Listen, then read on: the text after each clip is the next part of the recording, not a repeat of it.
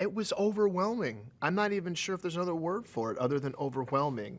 It's such a cultural flashpoint in the history of our country, in the history of animation.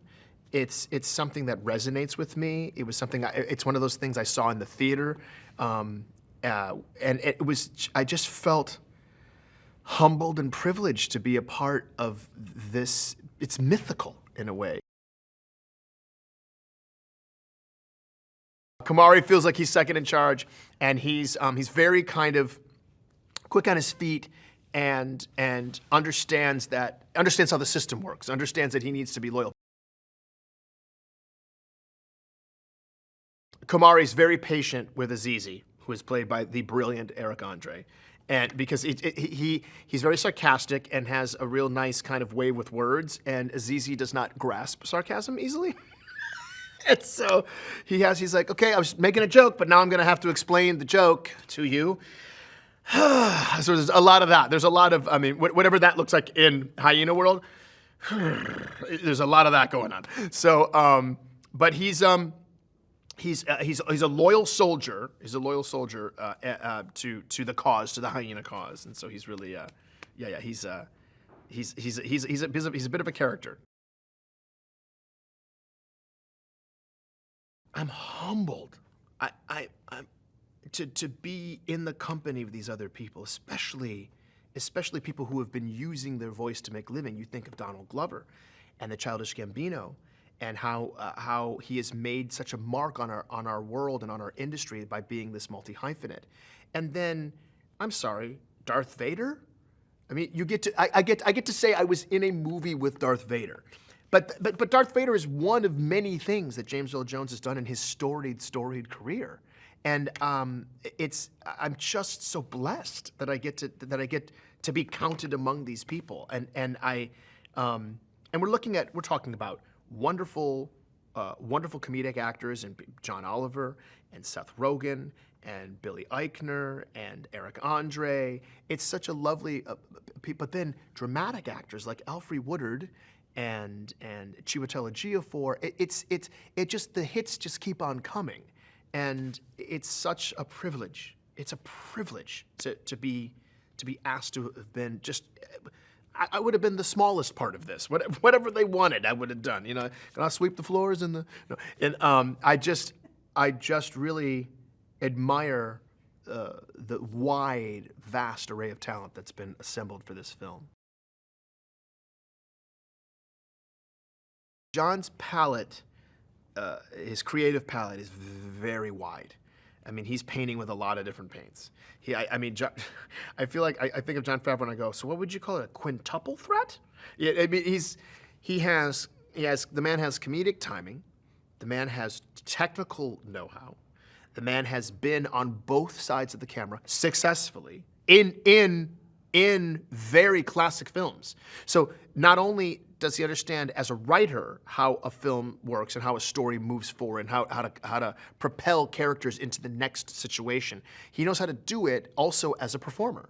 I mean, you don't get to be in movies. I mean, you get to make The Jungle Book, and you were also in Swingers and Rudy? What? So,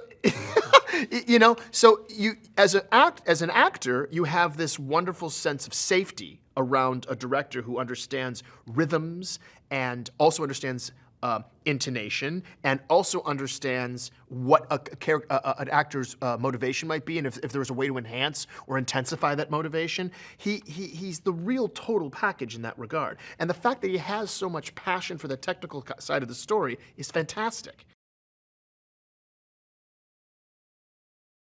What I find so special about the movie, the story is just so nice, you know, like this young Simba who is really innocent in the beginning, you know, and he wants to become king, and then the evil uncle who also wants to be the ruler of the, you know, of their home, and he has to grow up. And what I always thought was special about the movie was that you see a character dying, a character that you like, and then you ask yourself, it happened so early, what will be the kid's experience, you know, or the cub's experience from now on. And he grows up and he comes back and then he takes what's his. So that's special. Shenzi is a hyena, and hyenas and lions have been at war all the time. So she is also someone who wants to have power. She's also someone who doesn't feel comfortable with her life, and she lives in a pack, so she has a lot of people around her. She is a leader, and she's also a threat, and definitely someone you can't trust. Well, he encounters the hyenas because he makes a mistake. He goes to a place he's not supposed to go to, and he has been led there. It's not a coincidence that he ended up there. And he meets them, and he is a cute little, how can I say that? Like a little mini king who thinks, you know what, you can't touch me because I am the son of the king. And this is not really reality. And the only reason why he doesn't get killed the first time they meet is because Mufasa is around.